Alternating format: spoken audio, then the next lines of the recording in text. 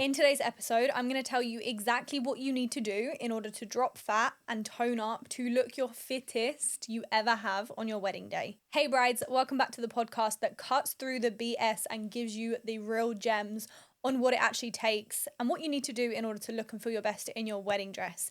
Today's episode, I'm going to be cutting through the top 5 things that you need to know about your metabolism, your diet, your lifestyle in order to make the changes to see the best results. This episode is going to be broken down in 5 parts, and everything that I'm going to talk about is evidence-based, science-based facts that really work and that I have used to help my brides lose 10 to 20 pounds before their big day and tone up and actually feel their best in a sustainable way that they can maintain for a lifetime, okay? Because we don't do quick fixes around here. We make sure that this lasts. I don't want to be swearing on here. So let's get straight in. The first topic we are going to cover is your metabolism. What is your metabolism? How does it work? And how can we actually basically make it work to our advantage to help drop body fat and tone up? We're going to be talking about calories in versus calories out and what is actually important, covering the main topics about your diet, about exercise, and of course your lifestyle. And all of these things are so important on your weight loss and on your fat loss journey, each equally as important, and we need to crack down on some things. So we're going to jump straight in to what your metabolism is and what part that plays in your fat loss journey. Now, I hear women and brides talking all the time about my metabolism is broken, my metabolism is slow, it's slowed down, now I'm in my 30s, 40s, 50s, whatever it is, talking about a slow metabolism.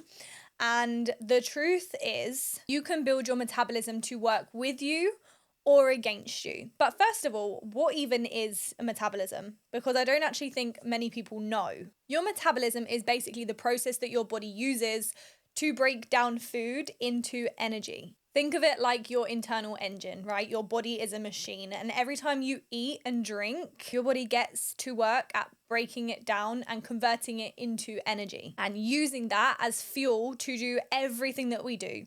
Breathing, blinking, exercising, even eating, literally everything that we do. Your metabolism is constantly working. Your engine is constantly running until the day you die. There are 2 main parts to your metabolism. You've got your basal metabolic rate, your BMR, which is basically your body's like steady state way of burning calories, just doing absolutely nothing. So if you did nothing throughout the day or every day, your body would still need a certain amount of calories in order to just function. And what most people don't know is that this takes up most of your body's calorie expenditure, up to about 70%. Yes, that much, just to keep you surviving. And then we have your energy and your digestion, which is basically all of the calories that you burn when you're exercising, when you're lifting weights, when you're going for a run, when you go out for a walk, and when you're digesting food as well. And yes, even digesting food burns calories. Up to about 10% of your total daily energy expenditure is actually just from digesting your food and drink, okay? So yes, your eating and drinking still burns calories. And I know what you're probably thinking, oh, but I'm exercising, I'm burning calories, like that's where majority of my weight loss is going to come from. Exercise is super important, yes, but in truth, the fact of the matter is that only about 5% of the energy that you burn in a day comes from your extended exercise, like going to the gym, going for a run, etc. This is obviously going to depend on whether you're doing 15 minutes of exercise in comparison to an hour, but generally you are actually burning a lot less of your total daily energy expenditure in the exercise that you're doing, okay? And I think this is where most people get caught up in thinking, I need to do more exercise, I need to get to the gym, I need to do another 10, 15 minutes on the Stairmaster. Yes, while that is great, and there are so many added benefits that are going to come from that, there are more important factors and more important things to think about and to take into consideration and to focus on than just what you're doing in the gym and for exercise, especially when it only accounts for a total of 5% of your total daily energy expenditure. Take that in for a second. So it is important to know what your BMR is, and there are a few different ways that we can actually get to the real number.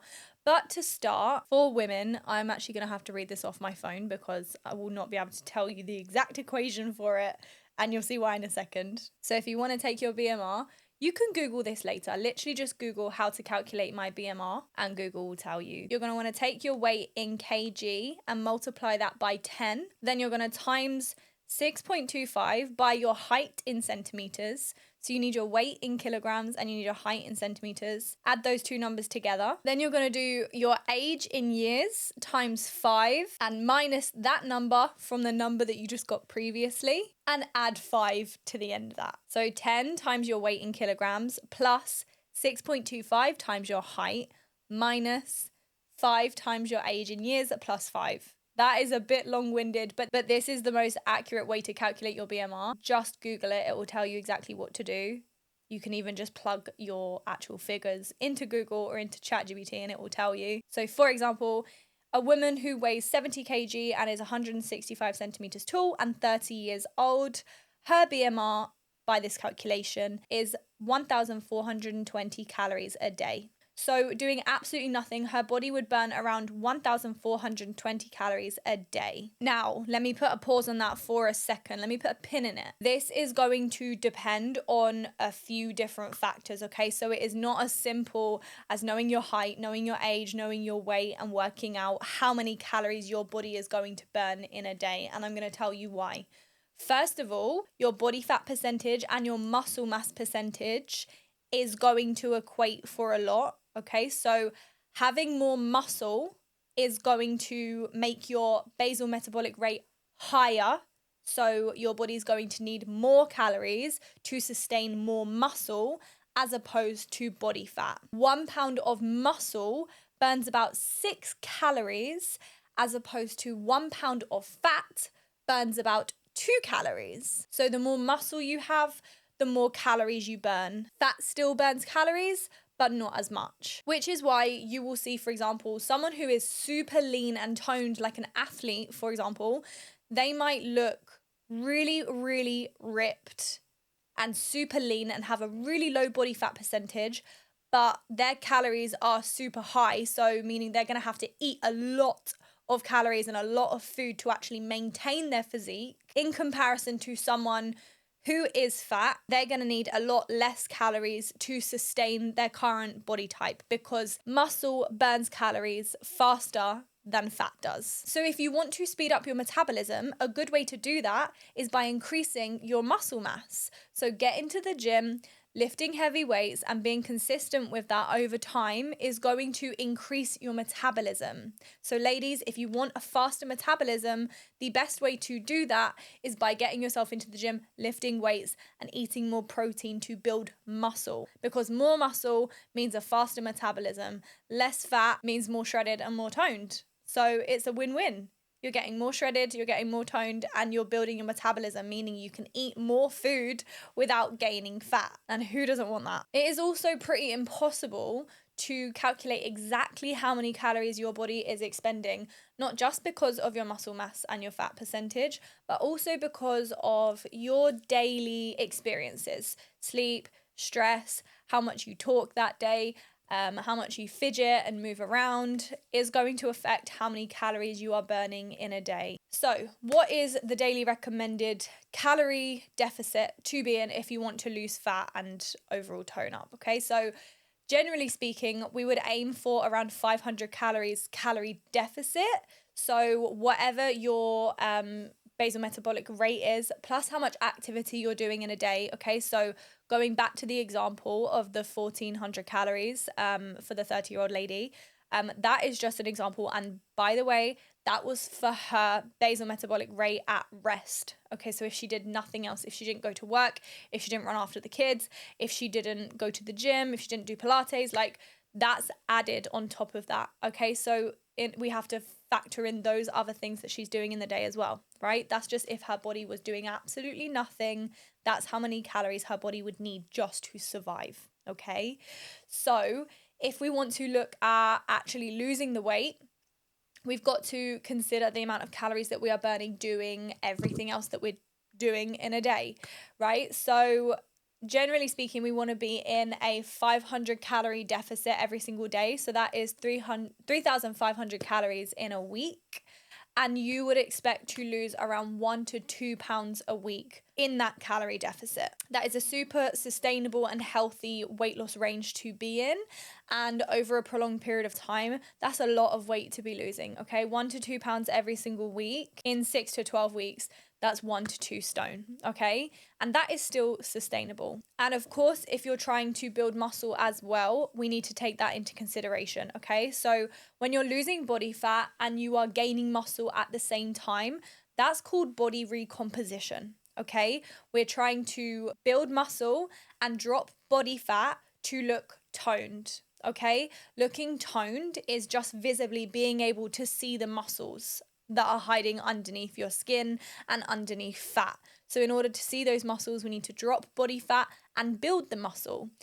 The average person, the average woman, doesn't have enough muscle mass to look toned if she dropped body fat anyway. She would need to get down to a ridiculously low percent body fat in order to actually see what is already there. So we need to get into the gym, or we need to just start resistance training at home 2 to 3 times a week in order to build muscle, in order to actually start seeing definition when you do drop body fat. Now, these two things don't really go hand in hand. If you want to drop fat, you need to be in a calorie deficit. If you want to build muscle, you need to be in a calorie surplus, okay? Now, there is a way to balance the both, but in black and white, to build muscle, you need to eat more. To lose fat, you need to eat less, okay? So we need to find the middle ground when we want to lose fat and build muscle at the same time. This is why most women feel like they are afraid of lifting weights, because they don't want to look bulky, they don't want to look manly, they don't want to look extremely muscular. Let me just tell you for a second, it would take a lot of time, effort, and hard work and dedication to your training and your nutrition in order to get to a point where you actually felt muscular, where you actually were seeing a big difference. I have been through fat loss phases and I've been through gaining phases. Gaining muscle and getting to a place where you feel bulky, you have to be eating a lot of food. So as long as you are in a calorie deficit, you are not going to look bulky. You're simply going to drop body fat, but you have to, and this is key, you have to be weight training and you have to be eating enough protein in order to at least start building some muscle to see definition. The recommended amount of protein for a woman to hit when she's trying to increase her protein is about 1.5 to 2 grams of protein per kilogram of body weight. So for example, if I weigh 60 kilograms, I'm going to be aiming for a minimum of 90 grams of protein to 120 grams of protein a day. Now, of course, this is split between meals. That might seem overwhelming. If hitting your protein goal ever seems overwhelming, I really want you to take a step back and look at it over a period of day. 120 divided by 3 or 4 meals, if we're including a snack, really isn't a lot, okay? You just need to understand where your favorite proteins are and how you can incorporate them into your meals, all right? Every single meal you're having should be centered around protein anyway. So really, you're only aiming for about 30 grams of protein per meal, which isn't a lot. If you're having a chicken breast, you're already getting 40, 50 grams of protein there, all right? So make sure you're having a chicken breast at dinner time or lunchtime and you're pretty much good. Have some eggs in the morning, maybe some Greek yogurt for a snack, and hitting your protein goal really isn't difficult. If you need help with that, drop me a message. I do have a free guide which I am happy to give out to anyone who wants to understand a bit more about how to hit your protein goal and how to actually break down your macronutrients, which I'm going to talk about in a second.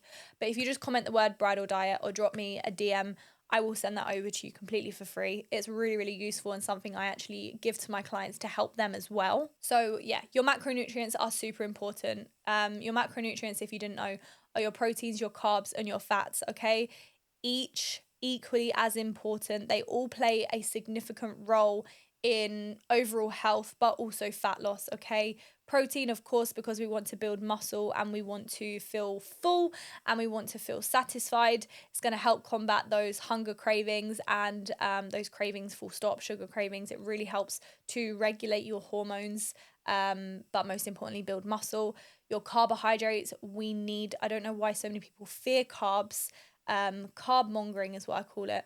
Yeah, we need carbs to support overall brain function. First of all, if you're planning a wedding and if you've got other stuff going on in your life, like literally got to think about anything, you don't want to be skipping carbs, all right?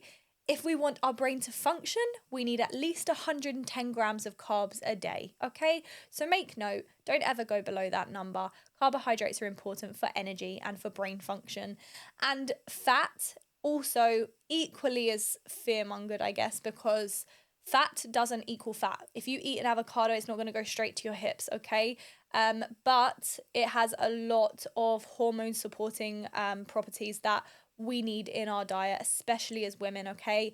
Hormone health is so important. Gut health is so important, especially on our fat loss journey. So don't skip any of these 3 macros. Don't be cutting fats, don't be cutting carbs, and definitely don't be cutting protein. We want more protein and more fats and balancing our carbs, okay? Getting good complex carbohydrates. The next thing I want to talk about is water, okay? I know you're probably thinking, I know I need to drink more water. I know I need to stay hydrated. Okay, but did you know that water, drinking more water, may increase your metabolism and your fat burning process up to 30%? 30. I'm going to let that sit for a second. By drinking more water, you can increase your fat burning process and your metabolism by 30%. That is wild, okay? So if that isn't enough to make you wake up in the morning and down a glass of water with some electrolytes, some lemon and some sea salt, I don't know what is, okay? Hydration doesn't just come from H2O, H2O meaning water.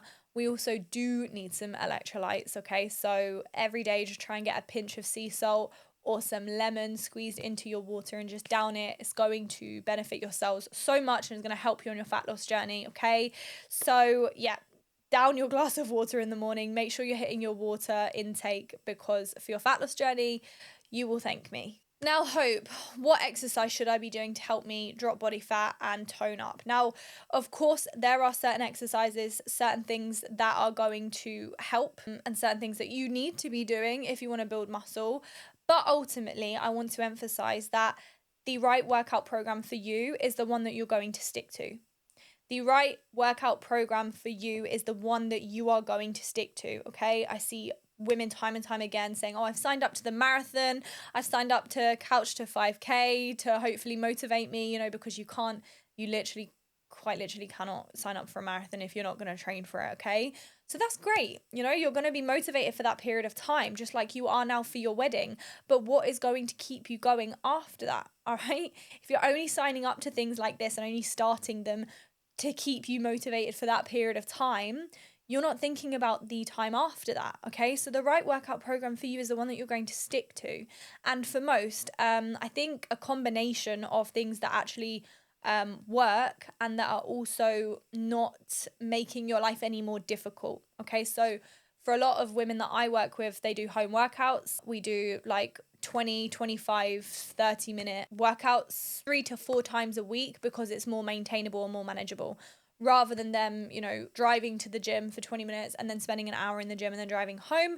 If you have the time to do that, great. But most mothers and most business women don't really have the time to do that 5 days a week. So we just have to figure out what's going to work for them, and that's totally fine. I will say that resistance training is super key, especially for building muscle, as we already know. You need to lift weights and you need to be progressively overloading your workouts if you want to tone up and see definition. And of course, build your metabolism, as we've just learned, okay? More muscle, faster metabolism, more food. So yeah, we need to resistance train. You can do this from home. Grab some weights off of Amazon, literally 20, 25 pounds. If you want, I can send you a link for the ones that I send to my clients when they sign up to the program and they don't have weights. But it's super simple. Keep it simple and trust me, you can smash an insane session at home with a pair of dumbbells in 25-30 minutes and be killing the next day. All right. So yeah, home workouts, don't sleep on them, but resistance training is key. 2 to 3 times a week minimum. And then you might be thinking, oh, what about cardio? Like, isn't cardio important for fat loss? I don't ever put cardio in my clients' programs for the purpose of weight loss. Cardio, in my opinion, is only there for overall health, enjoyment, and well-being. So, of course, you've been for a run or you go for a walk and it makes you feel so much better, releasing those endorphins and making you feel good, okay? Ultimately, cardio is not there for fat loss. So if you enjoy it, do more of it. If you don't, we still need to have a bare minimum for overall health, okay? So cardio is key, 1 to 2 times a week maybe, depending on what you can actually do. But weight training is a priority. And for fat loss and muscle gain, weight training triumphs cardio for miles. There was a study that showed that people that cut down on sleep for just 2 weeks slowed down their fat loss by over 50%. 50%. I'm going to let that sink in for a second. By having rubbish sleep and cutting back on the number of hours that you sleep, you are going to struggle more to see fat loss. Now, I know that for a lot of women, especially with children, and like I said, running a business and having things and priorities and not many hours in the day, sleep definitely isn't always an option to get more of, okay? So I'm well aware, but what can we control, okay? Are you scrolling for hours or even 15 minutes right before you're about to go to bed? Okay, well, that's going to affect your sleep quality. That's going to affect how quickly it takes you to fall to sleep and how much deep sleep you're actually getting. So looking at factors that we can control, how can we wind down before sleep? How can we make sleep better and easier for us to sort of get quickly into, is the way I would encourage you to move forward. Sleep is so important, and if you didn't know, you know now how much it does affect your fat loss. Not only from a physical side, but also mentally. When you're sleep deprived and when you're lacking sleep, you tend to reach for convenience and more sugar, right? So when your energy is low, you're obviously going to crave more sugar to give you that energy spike. So naturally, when you're sleep deprived, you need more energy. You reach for sugar, you reach for convenience, you don't want to cook, you're just in more of a, excuse my language, but fuck it mentality where you're like, I'm too exhausted to even think about cooking right now, let's just get a takeout. Or I actually don't want a banana, I want that donut, okay? And we obviously know when you're on your fat loss journey, we can't let our emotions get the better of us, but sometimes when we're sleep deprived, they do. This is where sleep comes in, all right? So giving yourself the opportunity to have the best quality sleep and trying to give yourself more sleep might help with your fat loss journey. So sleep more, stress less, and let's just nip something in the bud as well that I talk about a lot. Stress is not going to help you on your weight loss journey towards your wedding, okay? Stress is not there as something that we can sort of tap into when we need to lose some weight for the wedding, all right? When we want to, slow down on eating and burn more energy just because we're stressed because we're wedding planning and we have children, we've got so much to deal with, all right? Do not be piggybacking off your stress and do not be relying on it to give you the fat loss results that you're looking for. That's never worked. It doesn't work. Stress doesn't actually work like that for women.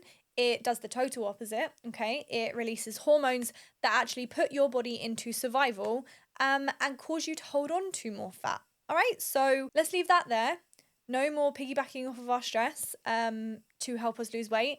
No more thinking that that's going to be a thing. Stress weight loss is never healthy. So even if it did happen like that, you're just going to put the weight back on anyway. Okay, so yeah, let's try and stress less, sleep more, drink more water, eat more protein, and build our metabolism by lifting weights and doing everything that I just mentioned. And I actually broke down exactly what I would do if I was in a position where I needed to lose 10 to 20 pounds in 3 months before my wedding in a healthy and sustainable way. And this video, I'm going to link it down below or you're going to see it here.